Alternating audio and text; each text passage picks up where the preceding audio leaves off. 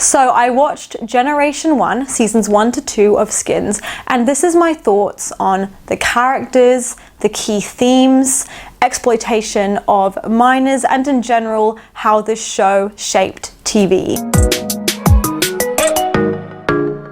In 2007, the UK media regulator Ofcom published an extensive report entitled The Future of Children's Television Programming. They found out that there had been less specialized television aimed at teenagers. And they found that a lot of teenagers and their parents expressed a desire for TV actually aimed at them. And then ironically, 2007 saw the launch of Skins, which was one of the UK's most popular long-running series. Each season followed a main cast of maybe 7 or 8 main characters, each of whom had the focus on them for an episode each. And at the end of those characters' 2 years at college, they were replaced by a new generation of characters. So in this video, I'm focusing specifically on Generation 1. What's incredible about the show is that I did not like it when I started it. In fact, this was literally everything I don't like in a show, and I was adamant that I would not enjoy it. Even my editor, who was watching some of it for this video, she messaged me saying, "Serena, knowing you, I cannot believe that you sat through so much of this. This is not your thing." But then it's like it won me over. Like, the mental health aspect, the depiction of the neglect of British teens, the drug usage, the partying, the crazy relationships, the dysfunctionalness of everything. I was like so interested in it, even though it makes me uncomfortable and it is a bit too much at times and it's dark.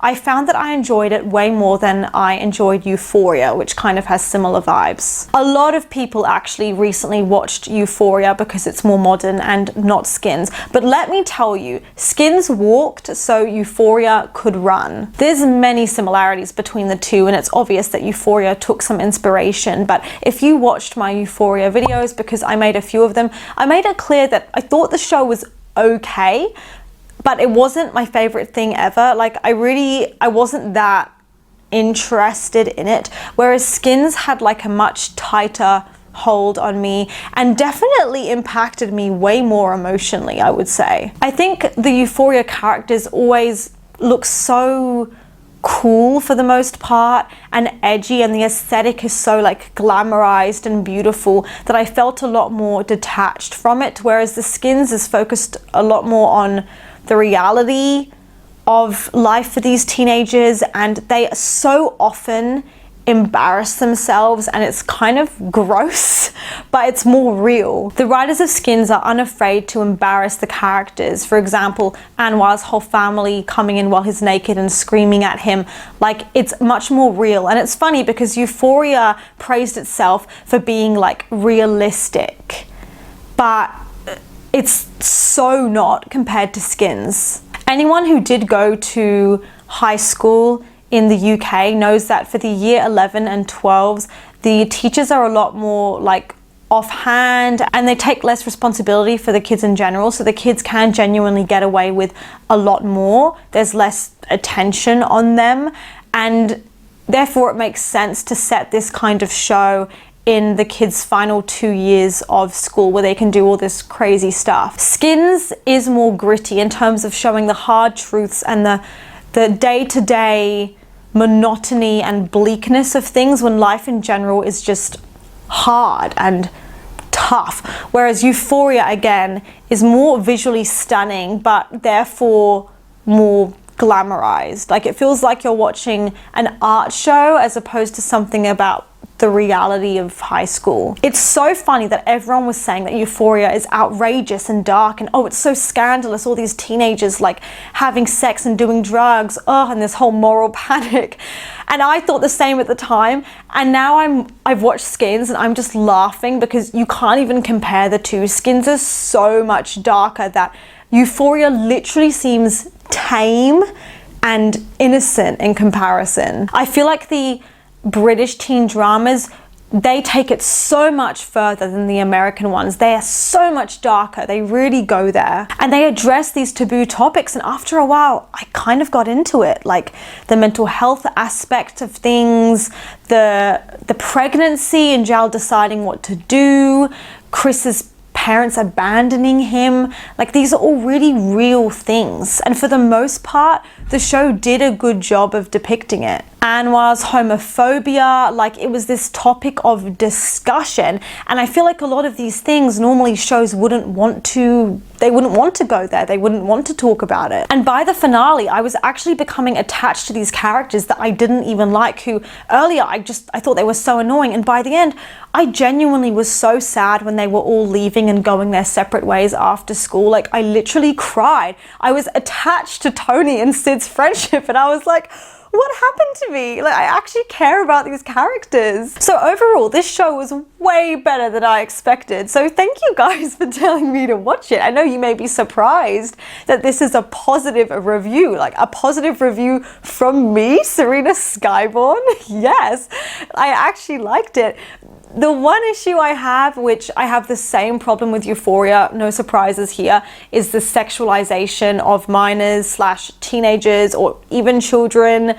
I just think there's no need, and I find that very creepy, but I'm going to get into that in a second. The whole point of Skins is to tackle how difficult being a teenager can really be and showcase the hardships of it as well as the good stuff. And something people barely mention is that for this show, the average age of the writers was 21, which is, first of all, an insane accomplishment at that age, but also you can tell because the show has this youthful tone to it. I also love that this show is centered on British teenagers in relatively normal circumstances and living situations, pimples, bad fashion and all. They're not glamorized like Beverly Hills 90210, and I love a bit of 90210, but like they're not these rich kids having pool parties and carrying Birkin bags, you know, like they're actually struggling financially and not performing very well in school and flunking out, and that aspect of things I'm equally fascinated by. I mean, this show has issues, like when it comes to the depiction of drugs, it's very much like matter of fact, this is what the kids are doing. Chris is off doing drugs at a party, or Tony's done some drugs at the party, and it's all part of the dark humor of the show and the shock value of it, because this show tries really hard to shock you. But I have to say that Euphoria did do a much better job at depicting the harsh realities of addiction through the character of Rue, and that it's not all it's cracked up to be. And planning this video, I had no idea how many similarities and differences there were between this show and Euphoria, but if you are interested in seeing a whole video from me comparing the two shows, then let me know, because I think there is so much to be said here. So the first thing I want to discuss is realism. Skins actually feels like something realistic, a snapshot of these kids' lives, and because it's showing the beautiful smoky eye makeup, but more so the embarrassing, humiliating moments of rejection or getting drunk and being sick and throwing up in the toilet, and it's not trying to sugarcoat anything or trying too hard to make the characters look sexy and flawless at all times. Even the iconic trailer released of Skins, their original trailer, shows the surface level fun and games and booze at a party, but then as the trailer continues, you see things getting more and more hectic, out of hand, and by the end it's just gross with people throwing up and passing out everywhere. This show thought of every controversial idea to discuss, I guess, for the sake of going there and discussing those things, and they did it. Drug use, self-harm, teenage sexuality, mental illness, dysfunctional family dynamics, everything you can think of, even teacher-student relationships. Now, this is the second video in my Skins series, and I made a whole video dissecting why the teacher-student relationships, and this is so messed up, and it's part of the show's sexualization of minors. So if you're interested, I will link that in the description. But I talked about the Chris-Angie relationship in detail and why it just made me uncomfortable. It was just not okay, and I would hope nowadays with shows that kind of thing would not be allowed. Sam Levinson's shows like The Idol and Euphoria, it feels like it's trying really hard to be provocative and vulgar, but Skins is actually provocative and vulgar. Like, it understood the assignment. But I do want to talk about the exploitation of the actors in particular and the general sexual lens on teenagers. I love this show, okay, but I just want to get this out the way because I think it needs to be mentioned before I get into the characters and everything, because this just stood out to me so much. I was like, I have to talk about this, especially because this show was 2007. It was a different time, different things were allowed. The actors have acknowledged this themselves, that you could get away with more on shows back then. There's a lot of, the whole teacher-student relationship, older women flirting with these teenagers. Even in like the opening scene, Tony's looking out his window and there's this older woman across the street exposing herself to him, knowing that she's being watched. It's incredibly creepy and unnecessary.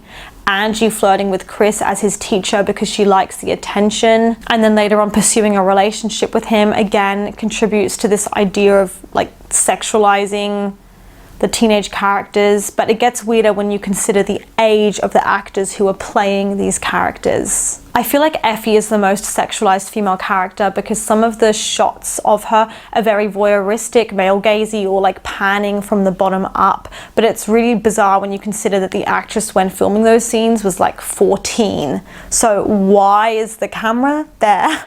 Why is it looking there? Timothy Shari has argued that many youth love and youth sex films tell women to resist their image as sexual objects, but in their telling objectify them all the same. And that to me feels like what Skins is doing, is they're trying to give the female characters agency and tell their stories and give them personalities, but then they're also kind of sexualizing them or treating them as objects, even unintentionally, but it's like there. And I don't like the comment that the guys make about Zhao's boobs in episode 3 when she's made an effort with her appearance and she's wearing this low cut dress. They're staring, ogling her way too much and just going on and on and on about it like it's such a big deal that she's shown her body. Or in general, these comments they make about women's bodies, and I'm like, am I meant to root for these guys? Are they meant to be the main characters? Seriously? Because that's just so inappropriate. Or Tony's nickname for Michelle, calling her Nips. I was just like, oh, I mean, it's funny, but it's not funny. Like, what? Why are we doing this? Not only was Anwar's character not written well, but the writers were exploiting the actor's body for laughs and for the sake of comedy. But the amount of times they were showing that guy's butt or showing him naked was so bizarre. He's an underage actor.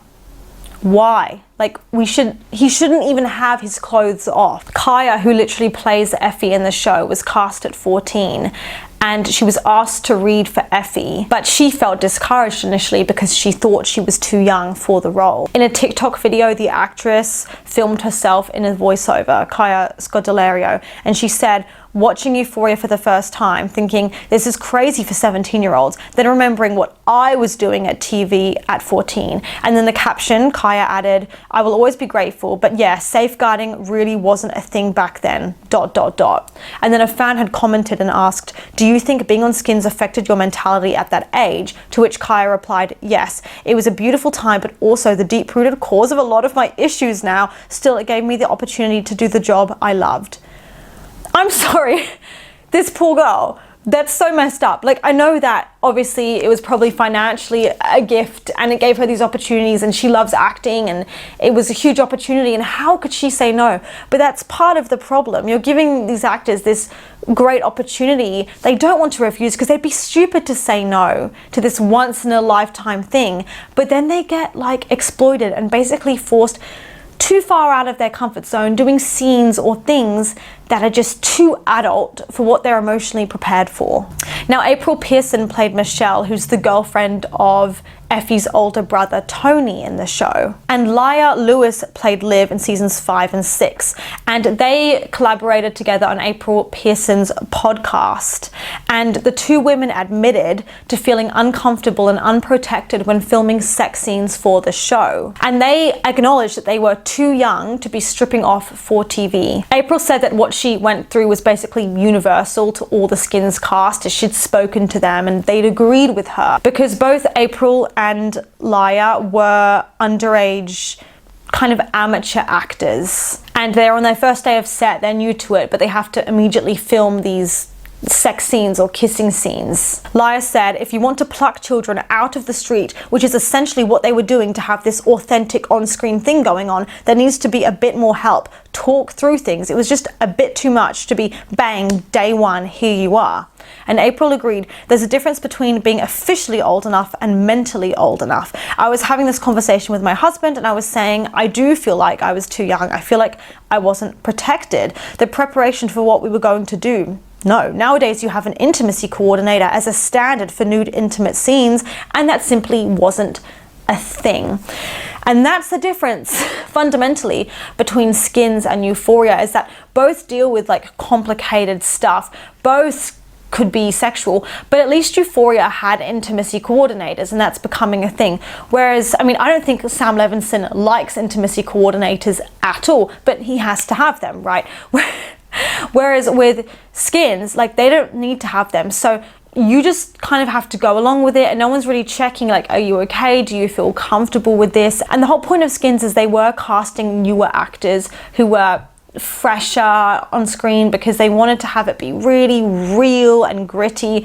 But if you're going to do that and have these teenagers or young people on set who are new to this, you need to dip their toes in the water and settle them in a lot more, because it will be scary, you know, and there'll be a lot of things that they may not be comfortable doing. In addition to the sex scenes, the actors reflected on the pressure they were under to look a certain way, with Laya claiming that the showrunner encouraged them to skip meals before having the female cast members queue up in their bikinis so that he could approve their bodies. And April added, at the time you're young, you don't know any better. You don't really know what to say, to speak out, is this okay? And as with a lot of victims of trauma, you look back at it and think, yeah, that was fucked up. I just feel really bad because that should not be happening. Like, that's literally unacceptable. I don't even know what to say. I did a lot of plays, right? I did a lot of musical theater in high school, so I know how this works, right? I have a lot of experience. There was this teacher who was working with Michelle. He was trying to get her to kiss like Maxie for this scene, and it was just going on for way too long. It was too much. Like, they were using like full contact, and it was just a bit odd. I feel like it's kind of unprofessional. You wouldn't normally have them do it in that way. But then he's trying to show her what to do, and he's like, no, Michelle, you do it like this. And then he just makes out with her in front of the class. Like, he just grabs her without consent. He's a grown man, and she is literally a teenager. It was so messed up. Like, you would never do that. No teacher or instructor or drama teacher would ever do that. There's literally no need. And the fact that he's hitting on her afterwards, trying to touch her butt, so creepy. Thank God that he was fired later. When there is an authority figure or someone that's meant to protect them, they're just preyed on by that person. So now we've discussed that and gotten that out of the way. We've acknowledged by now that it was a very different era of television, and there was a lot less safeguarding. Now I want to move on and talk about the characters and also themes like the neglect of Britain's teens. So in Skins, youthfulness is defined in terms of what it is not. And this basically entails the marginalization and mockery of adults, as I read in an article that I'll link down in the description. A lot of the action in Skins takes place in teen bedrooms, college parks, and adults are much more on the sidelines. And the adults that we do see are made fun of, they're hippies, or they're total creeps, or they're just useless and don't know what they're doing, like they're bad parents. Sometimes they're pathetic, self-obsessed, predatory, whatever the case may be. They're not the characters you want to root for as the adults, even though they should be, because they're the authority figures. The teachers and carers seem to fall into three categories. Category 1, those who are trying but failing to be cool. Category 2, the more sadistic, nasty authority figures, like they're bullies. Or category 3, the weird sexual ones who are predators and drawn into relationships with the minors, like Angie. So the show cares more about young people and much less about adults or teachers, or what young people are supposed to do, or what adults want them to do. But as a result, it leaves you with this feeling of almost sadness, because you can see that the kids are so unprotected. And honestly, parts of the show, as much as I enjoyed it, some parts of it are just really messed up. Like, You're like, oh my God, what is this? For example, it feels very much like the kids are figuring things out on their own. And I genuinely think you could have an entire video on this topic. Anwar fails his exams and he's the one that has to figure out where to go and what he's doing, or maybe if he should go off with Maxie to London. He's just improvising. Sid has to figure out what to do when his dad dies unexpectedly because he's literally stuck. He goes to school, doesn't know what to do, doesn't know how to tell anyone because he doesn't really trust his mum to take care of him properly. Like, it's just complete panic. Cassie's parents have a literal sex addiction, and so they're always so focused on each other that they're not looking after her properly, attending to her needs, or even noticing that she's got an ED. When they do know, they're not like actively checking that she's okay. Chris's mum and dad both majorly let him down or full on abandon him and just leave him some money and like, good luck, you may as well be homeless. And it's only after his death that his dad starts to give a shit, which is too little too late in my opinion. As for Tony's parents, they're just really like aggressive and don't listen to him properly and blame him rather than taking responsibility for looking after their daughter Effie properly. As for Sid, his parents are fighting a lot rather than taking care of him, and his dad is also incredibly hypocritical because he calls Sid this useless lazy sod who can't do anything, yet his dad doesn't even know how to work a vacuum cleaner. It's also very questionable to me that Sid managed to basically fall so far behind in school and procrastinate so much without his dad knowing anything about it, and his mum's there all shocked like, oh, how could this have happened? I don't know, you're his parents, take some responsibility. Where were you? What were you doing, having a foot bath? As for Michelle's mum, she's very negligent and really sets a bad example to Michelle, so no wonder Michelle really centers males in her life and really values what men think of her and cares too much about being perceived as valuable due to her attractiveness, etc. Because that's all her mum does. That's all she's being modeled, is her mum just wanting to date and jumping from deadbeat relationship to deadbeat guy, just these losers, and she's trying so hard to make them like her, getting all passionate and excited, and then it fails time and time again. So Michelle doesn't have that stable father figure in her life that she can trust, which explains why her relationships with guys have been so unhealthy and she can't be single and she's jumping from guy to guy herself. And it's like her mum's not really paying attention to her. She's just focused on getting some man's approval or moving in with him, rushing the whole relationship. It's awful. One of the guys who Michelle's mum gets really serious with is really creepy, and he has this really incestuous relationship with his own daughter, where if you were an outsider with no context, you would think they were dating. Like, he's always touching her in weird ways and way too cozy with her, and like, it's so uncomfortable. Michelle doesn't want to be a part of that family. Zhao's dad is like a record producer and rapper, and he seems to use his power in kind of bad ways. And Zhao has to witness that and like not judge, but it's really awkward. And her dad also can get really angry at her sometimes, but then rather than apologizing and communicating, he'll like buy her something, so it's this indirect apology. And Zhao has no idea where her mum is or what she's doing. Like, her mum is so irresponsible and thinks she can just cruise back in wherever. I think Maxie's dad was the only parent figure who I actually liked, because I felt like he supported Maxie's dreams and disciplined him in a healthy way and stood up for him when Maxie was being bullied, but that's literally it. And the teachers in this show are the weirdest depiction of teachers I've seen in any show in my life ever. Even the music teacher, who I like, swears constantly in the class. It's completely unprofessional and hilarious, by the way. There is zero professionalism, zero class. Like, they're so dysfunctional, it's a joke. It actually makes a mockery out of the education system, this show does. There's also this foreboding presence of like this drug dealer in the early episodes, and you think he's going to play a big role, but then in episode 3 he just disappears and we never hear from him again. So the final thing I want to talk about is the characters, and I wanted to talk about them in order of the ranking, like from the worst to the best in Generation 1. Someone actually made a Reddit post about this, and I'll link that in the description too, because they literally ranked them exactly as I would have.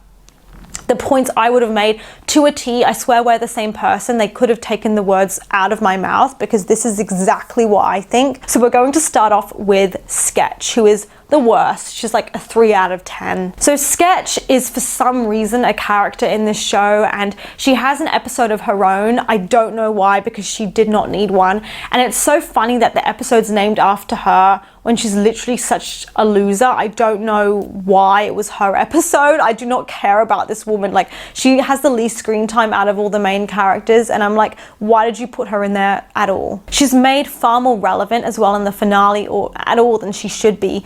Like, she's just this stalker basically who becomes obsessed with Maxie even though he's gay, and she will not take the hint. It's literally so messed up. I'm so glad that that boy stood up for himself. He's such an icon. It was such a power move on his part, but like, he needed to, because she was an actual menace, not taking no for an answer. And when she's not stalking him, she's just being awful to her disabled mother. Like, she's the worst. This girl has no redeeming qualities, and her voice is so annoying. Like, I just can't with her. And when she's not stalking him, she's poisoning Michelle and manipulating Anwar to make him think that she cares about him, even though she only likes him because she wants to make Maxie jealous. And then she's trying to get teachers thrown in prison, and again, just insulting her, again, disabled mother who's been nothing but nice to her. And she claims to be lonely, but I'm sorry, am I meant to feel sorry for you? I have been lonely at so many times in my life. I did not have many friends in high school either. Who does? No one has friends in high school. No one. That's not an excuse to go and like stalk people or be a shit person. And then at the end of season 2 in the finale, rather than coming into her own, all she does is pine after Anwar and be sad that he doesn't want to commit to her, even though she never liked him in the first place. And she's all sad that everyone's kind of moving on without her, and she doesn't know what to do with her life. Like, she kind of just wants to stay at home and chill and for nothing to change. Like, she has no drive, no ambition, nothing going on. Like, it's literally so lame. And I understand her character was there to tie into the themes of secret obsession and rejection and stalking, but it was just like so annoying to watch that like, I don't even care. I'm not even invested. Someone asked me to make a video about this, the whole stalking theme, and I think that's a great suggestion. The issue is, I don't think, like, I find her so insufferable. I don't think I could do a whole video about it, you know, because she's so annoying. The next character is Anwar. So I think he's the second worst one in generation 2. Like, he just deserved so much better. He was so poorly written. He seems like so much of a filler in terms of his episodes, and then when we do see him, he's just really spineless or a hypocrite. He has 2 separate conflicts with Maxie, and in both situations, he's the one that's in the wrong. We have no reason to really root for him or to care about him as a person. Even at the end, I'm still not really attached to him, because all this man does talk about is sex and just sexualizing women, and he's just horny the entire time. Like, just trying to get laid frantically, just trying. He's also a terrible friend. Like, literally useless. The fact that he goes and dates Sketch because he's desperate for sex, knowing what she did to Maxie, that she stalked him and harassed him, and he's such a terrible friend to Maxie that he thinks it's okay to date this girl. Like, what happened to bros over girls? Like, why would he betray his friend like that? And the fact that he just lets himself into Sid's house to have sex with this girl. Go have sex in your own house.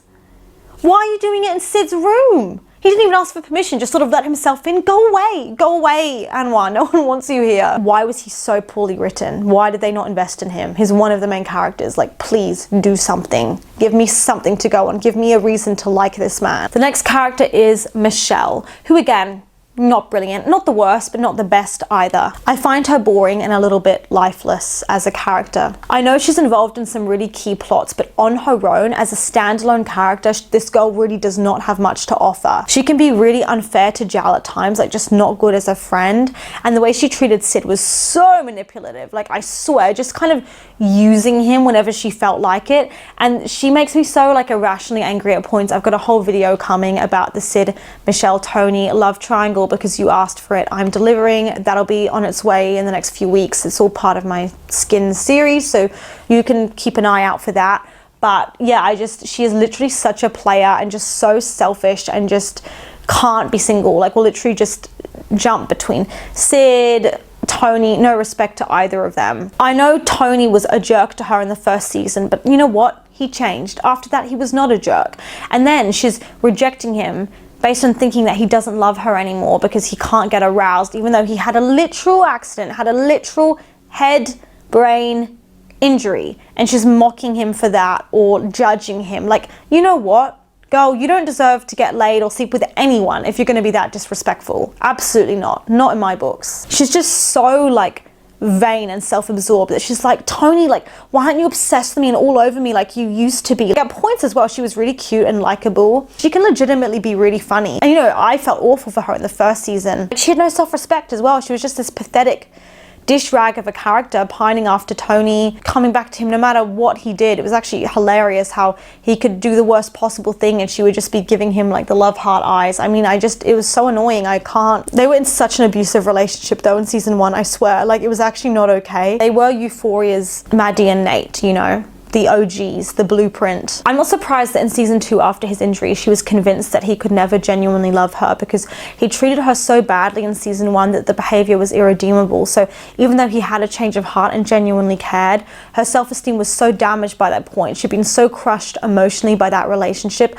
I'm not surprised that she couldn't imagine a world where he would genuinely love her. Even when he was showing up and telling her he loved her and buying her gifts, she couldn't believe him. And honestly, that's the most realistic part, because when someone's hurt you so many times, how could you be willing to let them in again, you know? And genuinely, like, she'd be better off honestly finding someone else and having a fresh start. Sure, he'd stopped gaslighting her, abusing her, cheating on her, manipulating her, and constantly degrading her physical appearance. So yeah, sure, she got over that, but she would have a massive rejection complex as a result. Like, she would constantly be waiting for the next attack or waiting for it to all be a trick. So they were doomed from the start, you know. But I really appreciate that the show depicted a properly toxic relationship and didn't shy away from doing so. The next character is Maxie, who I feel is a bit of a step up from Michelle's. He's like number 6 on the list, but I really like Maxie's character a lot. I think he's really solid. Season 1 though, he felt a bit too much like a side character for me, so it was a real shame. But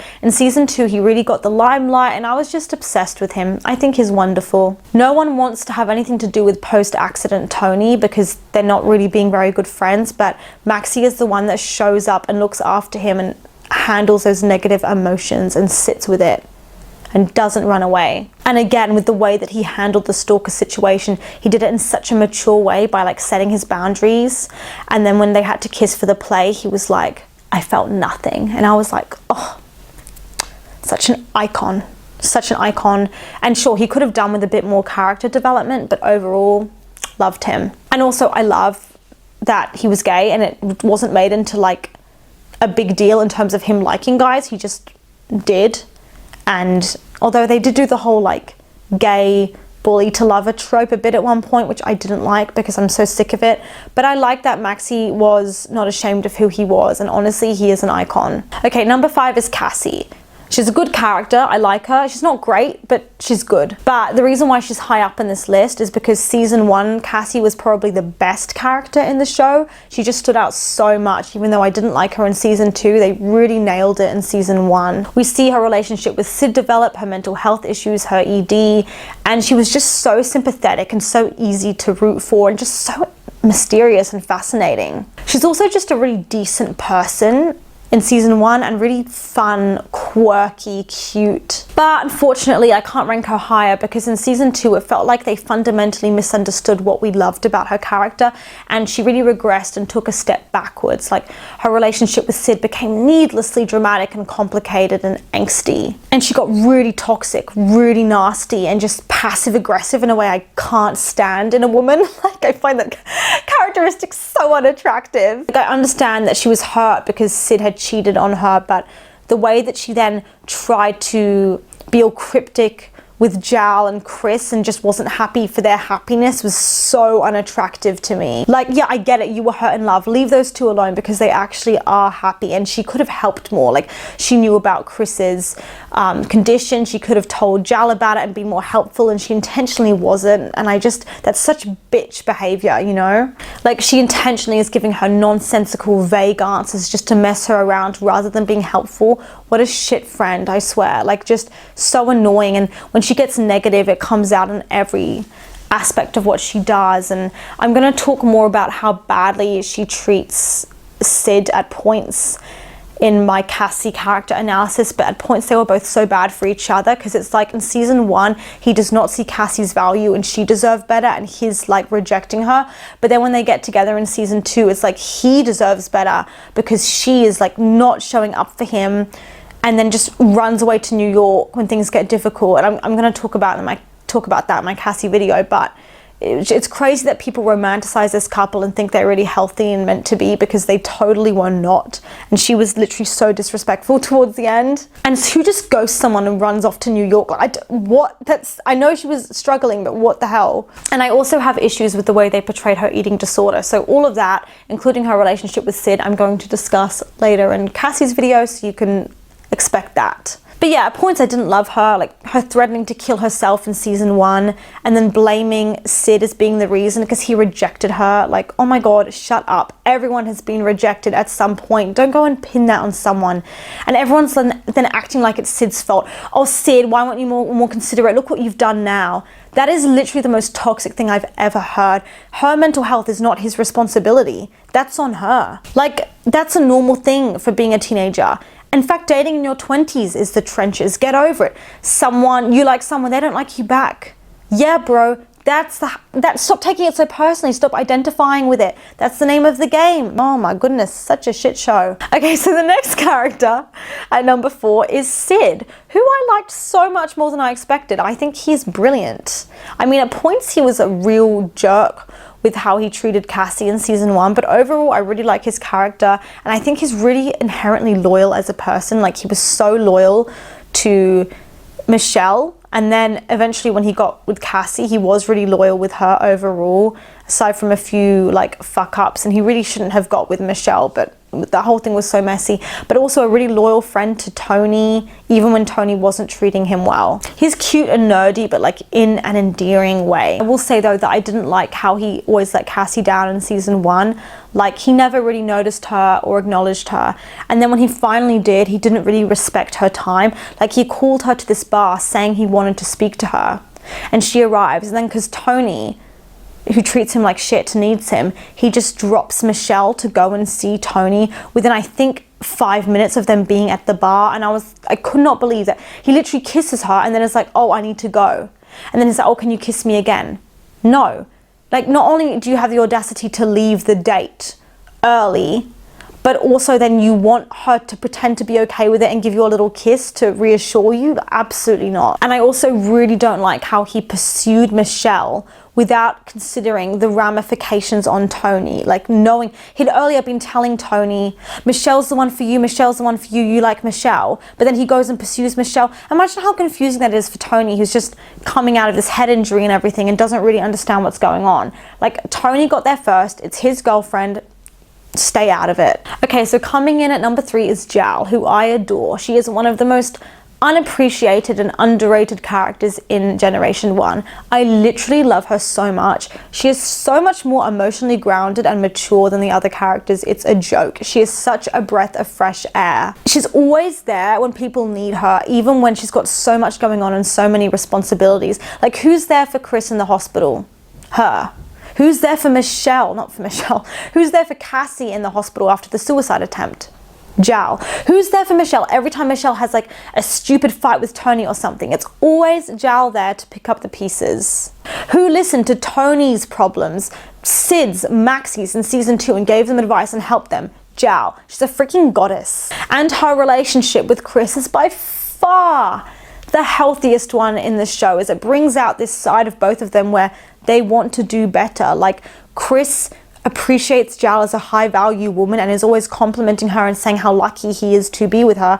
And Jal motivates Chris to do better, be better, and push himself to be successful. Like, it's so beautiful. And it's not done in like a naggy way of, I'm not happy with you and I'm trying to fix you. It's more from a place of love, of genuinely wanting to support him and seeing his potential. And it was just amazing. I love their relationship. Overall, she seems like the most normal, well-adjusted person out of the whole cast, I swear. So coming in at number 2 is Chris. I literally adore this man so much. I adore this character. He's just, I love him. Words don't even explain it. Like, I found him kind of annoying at the beginning. I did not expect to like him as much as I did. You should be inspired by this man because of his positive outlook on life, despite his drug addiction, his abandonment, his very difficult home situation, financial situation. He is such an inspiration because he always has a smile on his face, you know. He doesn't have a bad bone in his body. He has this poor health. He literally has this condition that could kill him, but he still manages to make the world a brighter place. He has a mother who abandons him, a father who doesn't give a shit about him, a brother who's died, and he still manages to like be a positive person. Are you kidding me? Can I have some of that energy? Like, that's amazing. Skins always worked in symbolism, so in the second run, one of the main characters would often die, I guess pointing again to that whole tragedy of youth, like the high mortality rates of youth and